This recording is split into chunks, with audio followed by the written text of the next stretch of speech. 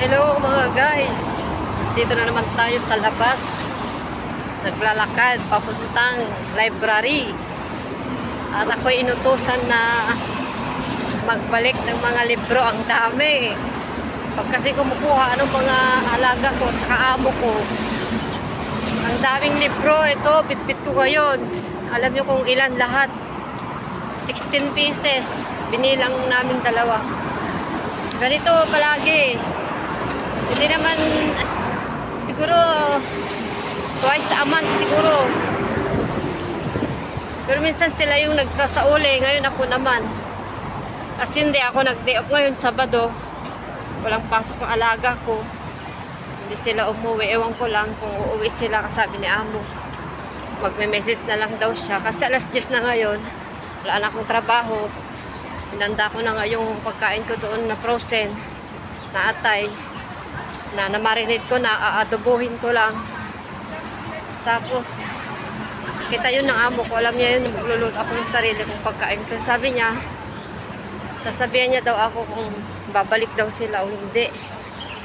Tapos nung kinuha ko na tong bag, ito bag ko to, pinulot ko lang ito dati sa may basuraan na nasa gilid lang, nasa baba, hindi sa mismo loob. Ito, ang ganda diba? Tapos nagbag talaga ako kasi yung cellphone ko saka yung susi, number 1 yung susi. Tapos sabi niya amo ko, wag ko daw kalimutan yung susi kasi aalis na rin sila. Akala ko may pasok yung bata, hindi naman nagpumasok ng choir kasi may pasok yun ng choir ng Sabado, hindi sila tumuloy, ewan. Nagdadalawang isip pa sila kung maglalat sila sa bahay. Paghandaan ko lang sila, pagsilbihan ko sila kasi hindi ako day off kasi Sabado laging day off. Pero pinipili ko na ng Sunday para kung may pupuntahan ako, may mag-i-invite sa akin, mga kaibigan ko, gusto kong i-meet sila, malaya ako. Kung natatamad naman ako, sa bahay lang ako, kahit sa park, doon lang ako sa bahay magapon o kaya sa park magapon, ganun. Lalo na ngayon yung CCTV, nakatalikod na, kaya kaso lang hindi ako pwedeng magtawag-tawag pag marinig nila ako doon, kaya pumupunta pa rin ako sa labas magtawag, ganon. Kasi maririnig nila yung sa CCTV kasi katabi ko lang yung CCTV na maliit sa sala, sa kwarto ko. Kaya mas mabuti na lang lumabas at doon magtawag, may load naman tayo lagi. Ayan malayo, 15 minutes ang lakarin ko guys, mula doon sa bahay hanggang sa library. Dito sa library, dito naman yung malapit sa MTR, bunga ng MTR, likod ng MTR, yun ang library. Lagi kami, araw-araw ng alaga ko maghatid. Ay amo ko yung gahatid, ako ang nagsusundo, ganon. Sabi na amo, dalhin mo yung huwag mong kalimutan dalhin yung susi mo ko. Kasi di namin sigurado kung uuwi kami o hindi, sabi pa niya. Kaya nga ito, nagdadala pa rin ako ng bag ko, sabi ko, kaya lagi kong dala-dala. Basta lumabas ako, dala ko na yung bag ko.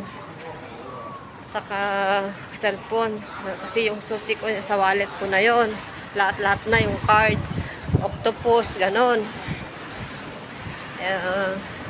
Para minsanan lang yung mga ID card, saka passport lang hindi. Yung, ano ba yun? Yung ATM.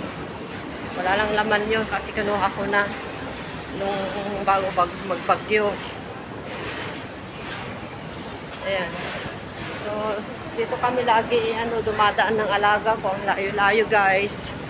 Sulit na kahit hindi ka na mag-exercise. Madumi yata yung ko. Itong camera ko, hindi ko napunasan bago ako mag-video. So, malapit na guys. Dadaan ako sa loob ng MTR. Tapos exit ako doon sa may tawid. Pwede din magtawid dyan sa may hagdan. Tignan nyo guys.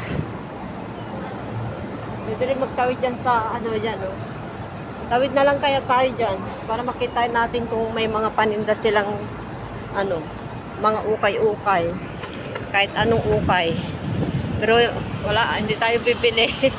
Wala tayong nagtipid na. Ala, ang bigat guys, ang bigat. Oh.